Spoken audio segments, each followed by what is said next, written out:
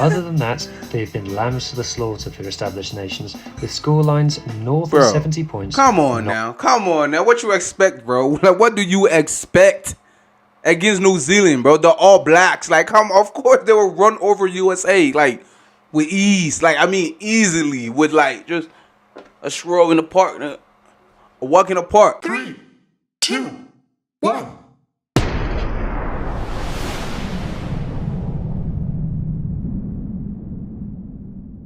It's your boy Vic, man. I'm back again with another VD. Yo, man, you already know the fire, man. I hope all my people are doing good, man. I hope your family doing good, man. And Happy New Year, Merry Christmas, baby. But yeah, man, today I got a rugby content again.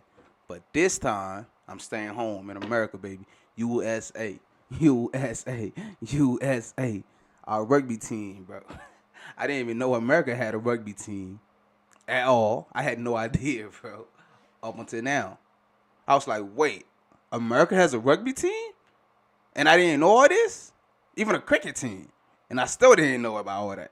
Well, now I know. And I'm reacting to every goddamn thing, baby. You already know, man. But today I'm reacting to the reason why USA Rugby failed. It failed? Wait, our rugby failed? I mean, bro, America has like 5 main sports: basketball, American football, hockey, baseball, and something else. Some other sport. So hockey, baseball, American football, basketball, college football, I'm gonna say. Yeah. I guess it is. Bro, I be trying to tell people this, bro. There's so many sports in America. And like elite athletes play these sports. And then if you add cricket, you add rugby, and you add I don't know, track and field. Well, track is kind of big. Yeah. If you add those, it just won't make it in America because everyone just too used to the same thing. Baseball, basketball, American football. It's the same thing over and over and over and over again. So, of course, other sports going to fail in America. But, yeah, man, I don't want to waste no time talking. I'm going to get right into this video, man. But before I get into this video, man, you already know, show your boy some love, man. Like, share, and subscribe to the channel, man. Help grow the channel, baby. Help grow the channel, man. I'm begging you, man. You right there right now, man. You looking at me right now, bro. Help a brother out, man. Please. Click that subscribe button, man, and click that like button, man. Please, bro. Please. It is what it is, man. Let's get into this video, man. Let's go, baby. Let's go. In 2022, USA men's team lost a 2-leg playoff against South American side Chile by just a single point on aggregate. Chile got this loss earned Chile their first ever place at the Rugby World Cup, but pitched USA into a world of pain. Wow. They went on to play a second World Cup qualification tournament a few months later, where they again fell at the final hurdle, this time a 16-all draw with Portugal. They failed to qualify on points difference. And so, for just the second time ever, USA did not qualify for the He's doing all that movement Cup. For what? They were the highest ranked team not to do so. This makes us ask the question, are the USA really the sleeping giant of rugby, or are they enduring a recurring nightmare that the sport cannot wake up from? What the sports cannot wake up from? So what's wrong with USA Rugby? Well, if you're the women's team, not much. USA women defeated Australia in the Pacific 4 this season, meaning they qualified for the WXV1 tournament. The top tier... Wait, what? They beat my Aussies? Nah. That's crazy.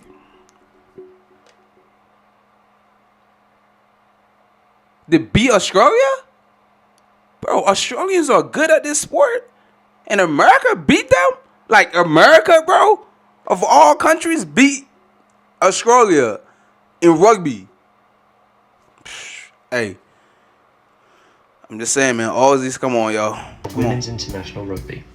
USA Women won the first ever Women's Rugby World Cup, and they continue to be an ever-present at the top table of the women's game. Wow. The Sevens teams are both doing okay as well, both having qualified for the Olympic Sevens this summer and being regulars of the Sevens circuit. The Sevens program has been reasonably successful for the USA, and now that it's an Olympic sport, it does get a lot more exposure. The 15s program, though, that's been less successful. A quick glance at their record will show you a series of W's, as they do win roughly half, if not more, of their games. Against Romania. Look a little closer, however, and you will notice that almost all of those games are against other Tier 2 nations. Right. Over the last few seasons, USA have been bouncing between the Pacific Nations Cup and the Rugby Americas Championship.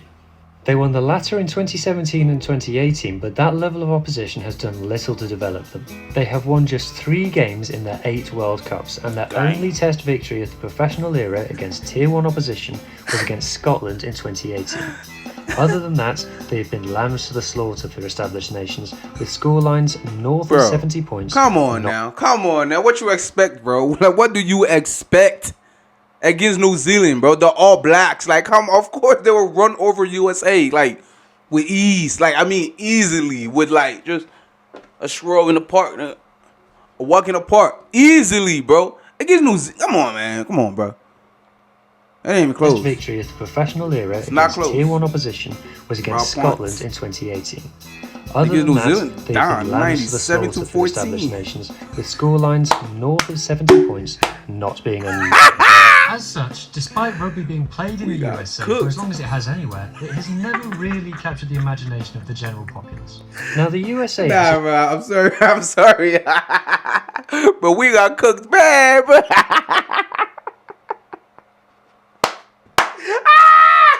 97 to 14. Oh, bro, 97 to 14.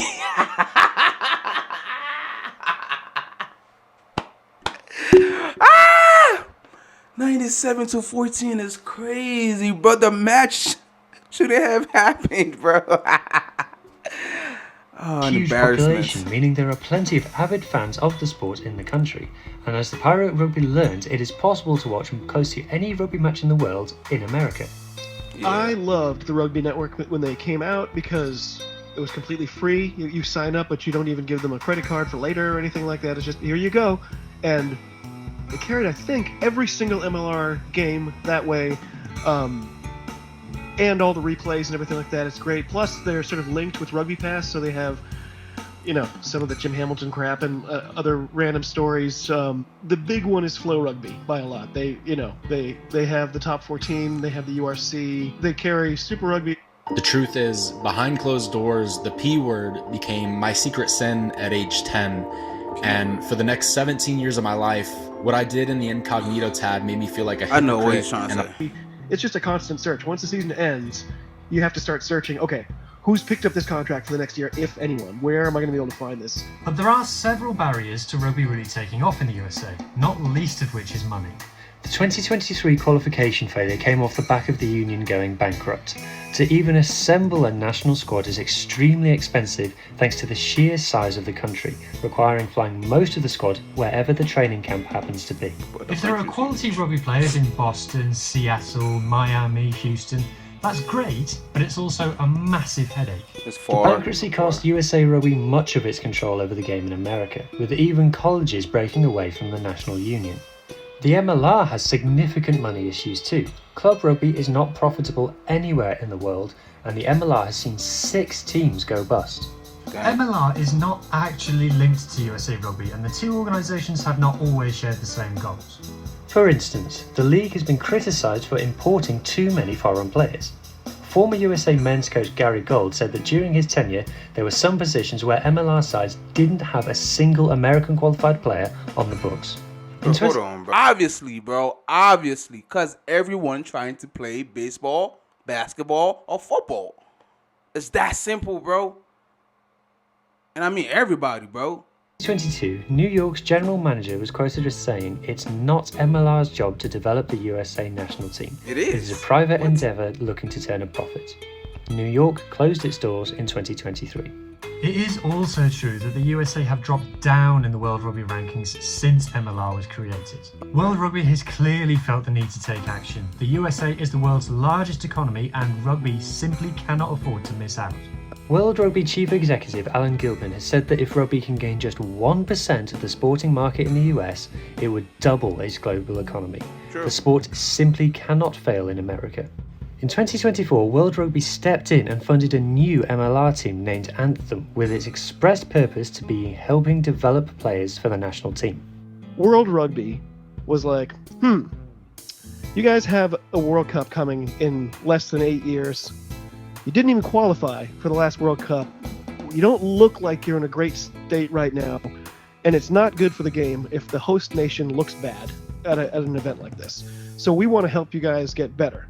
So they said, hey, MLR, you've got a new franchise now, and it's based out of the Hawks team, which is like the developmental squad for the Eagles.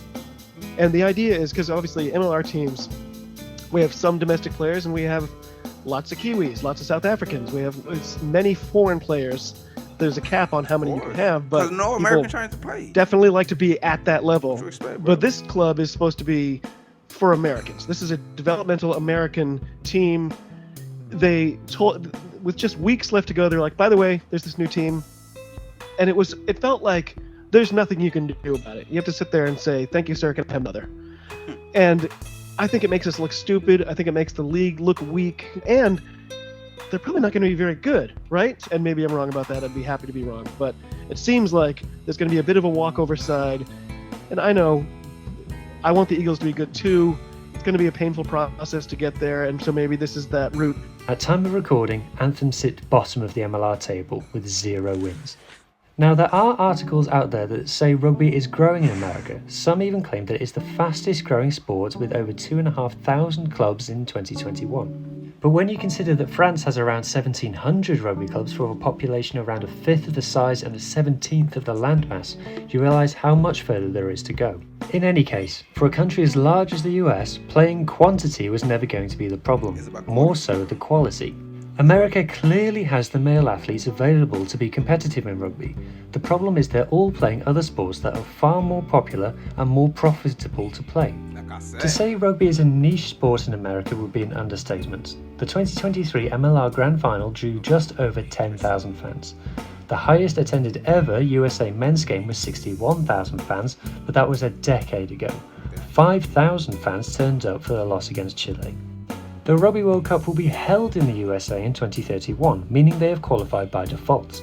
The event has received the public backing of the White House, and the sport's governing body will be hoping for a repeat of the success in Japan in 2019. In the meantime, the qualification process for the new 2014 World Cup is kind of set up to make sure the USA can't fail. They would have to finish at bottom of the Pacific Nations Cup, lose a playoff against the second best South American team, and then fail to win a qualification tournament against the second best Asian team, the second best African team, and the third best South American team.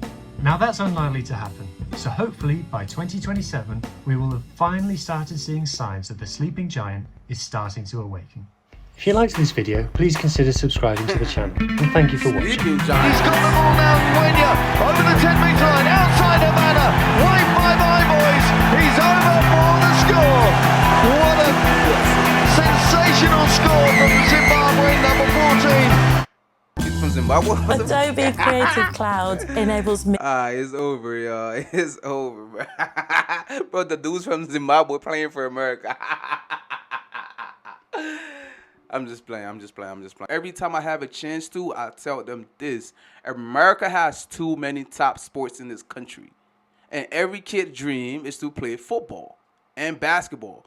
And especially football, bro. Kids love football over here from high school to college. It's all they think about. It's all they talk about. Bro, even eating, they're talking about this sport. And then you add rugby, and it's like, I don't want to play no rugby, bro. Like, man, I don't give a fuck about no rugby, bro. I'm trying to play football, man. I'm trying to, it's just all people talk about here, man. But yeah, man, I had to react to this. I had to show y'all this. I had to put some spot on your faces, man. Make y'all laugh a little bit, man. It's one life to live, man. Stay safe out here. Drink water. I love y'all, man. Stay blessed. Boom. Let's go.